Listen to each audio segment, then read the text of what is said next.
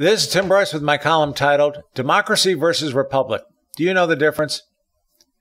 I originally wrote this piece in March 2019 as a means to find out how many people knew the difference between a democracy and a republic. I was shocked by how many didn't. And again, maybe I shouldn't have been surprised, as this simple concept is not taught in classrooms anymore. Yet this is something important to understand, particularly as we go into the upcoming November elections.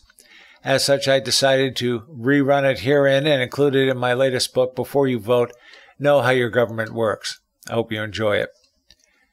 One of my pet peeves involving politics is when people misstate our form of government. Normally, I would claim this as the fault of uneducated young people, but many politicians, members of the press, as well as grown-ups, are also guilty of this faux pas. No, we most definitely do not live in a democracy, but a constitutional republic instead, as does most of the governments in the world. In its truest sense, democracy means rule by the people, meaning a system of government whereby the populace votes directly on each and every issue. When you consider the voluminous number of bills and candidates to be voted upon, this is simply not feasible, regardless if we had the most sophisticated computer software to do so. Time should be allotted to deliberate on each piece of legislation, and to do so would require citizens to devote most of their time to such study and not tend to their own business. This is why we elect politicians, to represent our interests so the populace doesn't have to vote on every bill, large or small, and explains why we refer to this as a representative democracy, also known as republic. Here, the elected representatives are governed by a rule of law, such as a constitution, which defines the structure and responsibility of executive, legislative, and judicial tasks. Consequently, we call this form of government a constitutional republic, which is a more accurate description of our government than democracy. It should also be noted that under this form of government, the head of state is not a monarch, such as a king or queen, which lends itself more to being a monarchy as opposed to a freestanding republic. Every now and then we hear a politician or a member of the media proclaim, well, this or that is a threat to our democracy. This tells me they haven't got a clue as to what they're talking about. Instead, they should have said, this is a threat to our republic. Alas, though, they do not. The Democrats have a problem with the name, particularly when they refer to themselves as the Democratic Party. This, too, is incorrect. However, it is often difficult to describe the party audibly or in writing without making this common mistake. The term democracy is so imbued in our culture that Democrats try capitalizing on it to confuse the public, portraying the word republic as a constitutional threat to the country.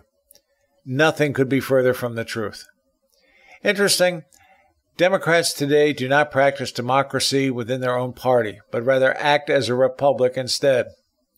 The Democratic Socialists of America, or DSA, is now the largest socialist organization in the United States, and aside from their far-left agenda, it is difficult to discern if they truly embrace democracy or a constitutional republic.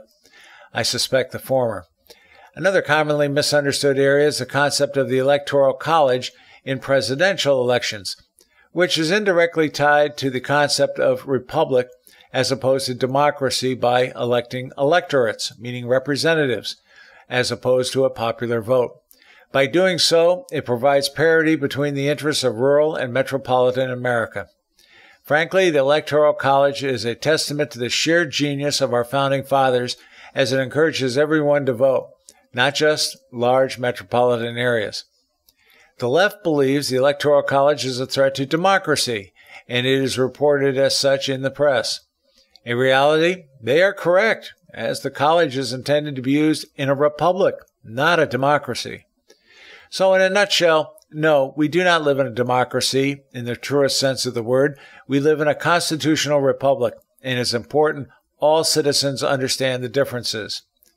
In fact, the U.S. Constitution defines our government in Article 4, Section 4, saying, quote, "The United States shall guarantee to every state in this union a republican form of government," end of quote.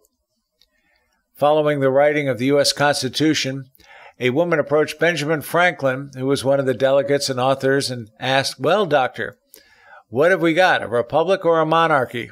He coyly replied, "A republic, if you can keep it." Friends, keep the faith. This is Tim Bryce of Palm Harbor, Florida. Follow me on the internet at timbryce.com.